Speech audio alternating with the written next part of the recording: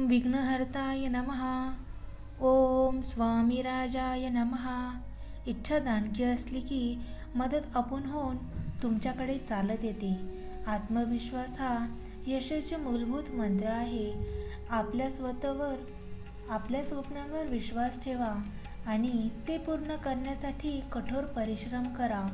प्रिय स्वामी भक्तांनो, स्वामींचे असेच गोड संदेश ऐकण्यासाठी आपल्या व्हिडिओला लाईक करून चॅनलला नक्की सबस्क्राईब करा आणि कमेंटमध्ये श्री स्वामी राजाय नमः लिहायला विसरू नका. आयुष्य हे एक चित्रकला आहे आणि आपण त्याचे चित्रकार आहोत. प्रत्येक ब्रशस्ट्रोकने आपल्या जीवनाचा सुंदर बनवा. संघर्ष हे आपल्या आयुष्यातील सर्वोत्तम शिक्षक आहे. ते आपल्याला सामर्थ्य, ध्येय आणि आत्मविश्वास शिकवतात. मित्रत्व ही आयुष्याची सर्वात सुंदर भेट आहे. एक खरा मित्र आपल्या सुखदुःखात साथ देतो. बुद्धिमान व्यक्तीचे कोणीही शत्रू नसतो. इतरांसमोर वागा पण इतकं जेवढे योग्य आहे, नाहीतर विनाकारण समोरच्या व्यक्तीचा अहंकार वाढेल. एका राजाची ताकद त्याच्या शक्तिशाली हातात असते, विद्वानाची ताकद त्याच्या ज्ञानात असते आणि एका स्त्रीची ताकद तिच्या सौंदर्य, तारुण्य आणि मधुर वाणीत असते. तुमच्या शब्दाची ताकद कधीच तुमच्या आईवडिलांवर वापरू नका. त्यांनी तुम्हाला बोलायला शिकवले आहे. संसारात सर्वात मजबूत बंधन प्रेमाने असते, कारण पुंगा कठीण लाकडाचा भुगा करू शकतो, पण तो कोमल कमळाच्या फुलातनं जीव गेला तरी बाहेर पडू शकत नाही. बरेच गुण असूनही फक्त एक दुर्गुण सर्व काही नष्ट करू शकतो. दुसऱ्याजवळ असणाऱ्या धनाचा लोभ ठेवणे हेच आपल्या अधोगतीचे कारण असते. भाग्यवान पण त्यांनाच साथ देते ज्यांची कठीण काळातही स्वतःच्या ध्येयाची साथ सोडली नाही. तुम्हाला जे करायचे आहे ते जोरदारपणे करा आणि मनापासून करा. ही गोष्ट सिंहापासून शिका. आपल्या गुप्त गोष्टी कुणालाही सांगू नका. ज्या गोष्टी तुम्ही गुप्त ठेवू शकत नाही त्या दुसरे लोक कसं काय गुप्त ठेवू शकतात. स्वतःच्या गुप्त गोष्टी सांगण्यासाठी ही सवय तुमच्यासाठी घातक सिद्ध ठरू शकते. ज्यांचे तुमचे प्रेम असते तुम्हाला त्याची भीती वाटते, कारण प्रेम सर्व दुःखाचे कारण आहे. फुलांचा सुगंध फक्त वातावरण पसरवतो, पण चांगल्या व्यक्तीचे गुण सर्व दिशांना पसरतात. आळशी लोकांना वर्तमान असतो ना भविष्य. तुमचे जीवन इतके स्वस्त करू नका की कोणीही तुमच्या जीवनाचा खेळ करेल. तुम्ही बोलला असतात जो इकडे तिकडे पाहतो त्याच्यावर कधीच विश्वास ठेवू नका. नशीबसुद्धा बहादूर लोकांची साथ देते. जर कुबेरानेही आपल्या उत्पन्नापेक्षा जास्त खर्च करण्यास सुरुवात केली तर तोही एक दिवस कंगाल बनेल.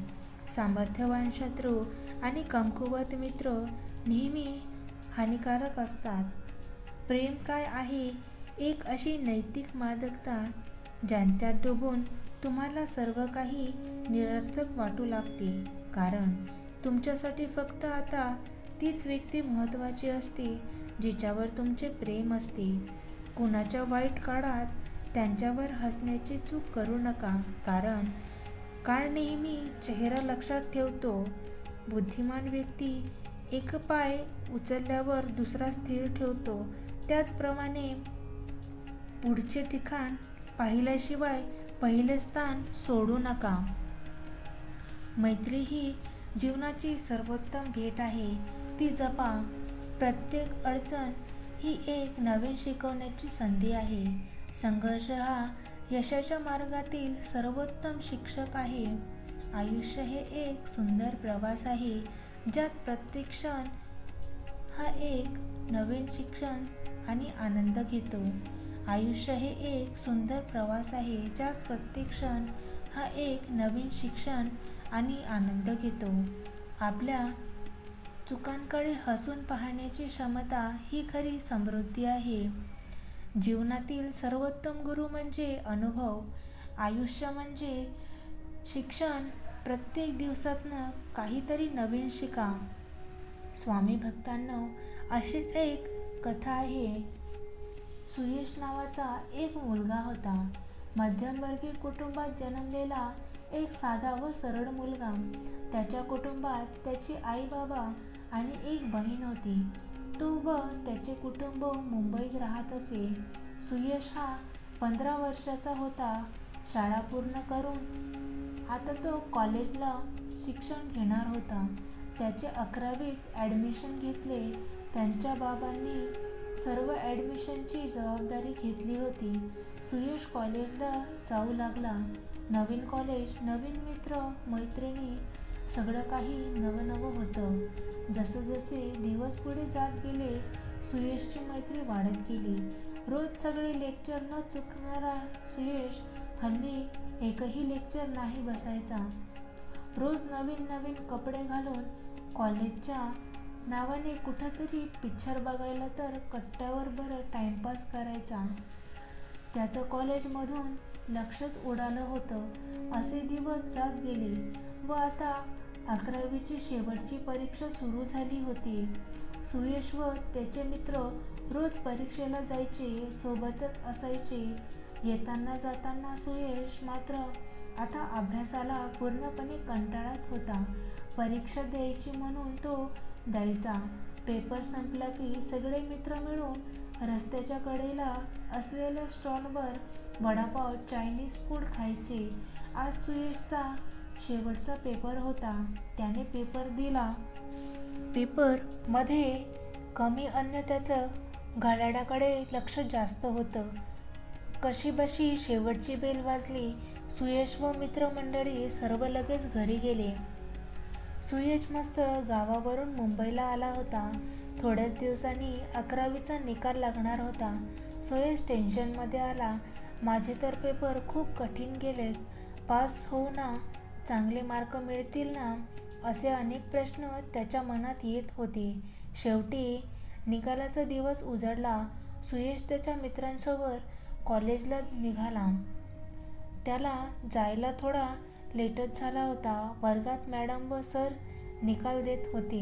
सुयश व त्याचे मित्र हळूहळू मागे जाऊन बसले. त्याच्या गप्पा गोष्टी चालू होत्या. मात्र सुयश शांत बसलेला. एक विद्यार्थी शिक्षकाकडे जाऊन निकाल घेत होते. सुयश ते बघत शांत बसलेला. थोड्या वेळात त्याच्या एक मित्राचा नंबर आला. तो निकाल घेऊन आला. नाचत सुयशच्या इथे आला आणि त्याला निकाल दाखवला. असेच सुयशचे सर्व मित्र निकाल घेऊन आले व सगळे पास झाले होते. सुयश मात्र टेन्शनमध्ये होता. पास हो की नाही. तितक्यात सर सुयश असे मोठ्याने ओरडतात. तो दचकून सरांच्या इथे जातो. सर निकाल देतात आणि म्हणतात की तुझ्याकडून ही अपेक्षा नव्हती. त्याला समजले ना काय झालंय. निकाल बघतो तर तो नापास झाला असतो. त्याला धक्का बसतो. काय करावे त्याला काहीच सुचेना. त्याचे सर्व मित्र पास झाले होते पण तो एकटाच नापास. अशक्यचे. निराशेने तो बॅग घेऊन घरी निघाला. निराशेने तो घरी पोहोचता घरी कोणत्या तोंडून सांगू की मी नापास झालो. ते पण त्याची आई स्वतःच त्याला विचारते, सुयश बाळा पास झालास ना. तो मान खाली घालून शांतच होता. आईला समजले की काहीतरी झालंय. तिने विचारलं त्याला की बाळा काय झालं, नापास झालास.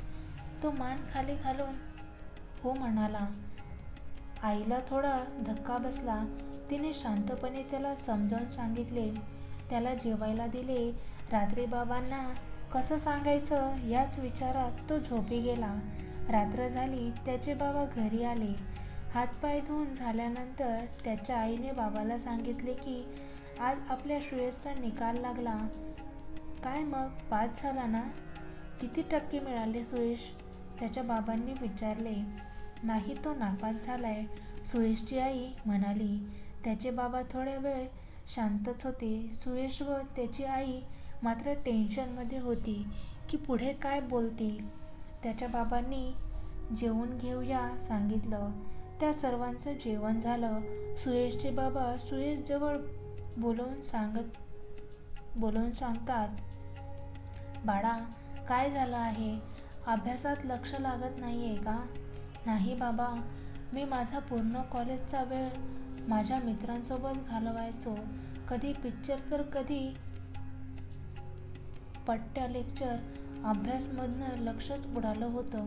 पण ते सगळे पास झाले, पण मी नापास झालो. त्यांच्या बाबांनी समजावून सांगितले की बाळा, मस्ती मजा एका बाजूला आणि अभ्यास एका बाजूला.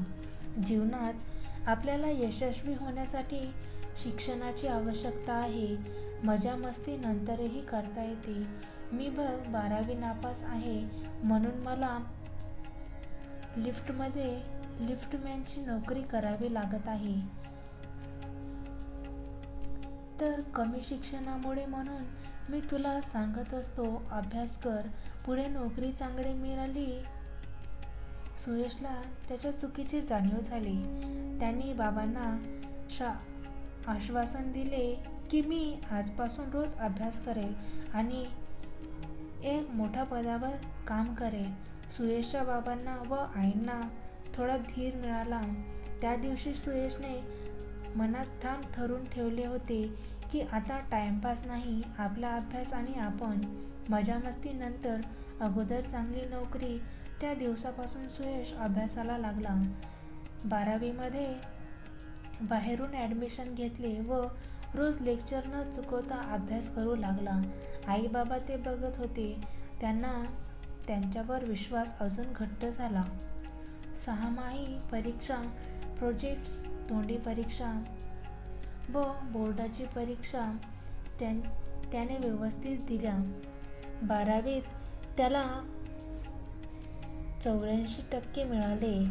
त्याच्या आईबाबांना त्याचा आनंद झाला. सुयश अभ्यास व्यवस्थित व नियमितपणे करू लागला. पुढे त्याचे 15वी पूर्ण केली आणि एक चांगल्या कंपनीमध्ये कामाला लागला. दरमहा 15,000 रुपये पगार मिळत असे. त्याला त्याच्या आईबाबांनी समजावून सांगितल्याचा फायदा झाला. तो खूप आनंदाने काम करू लागला.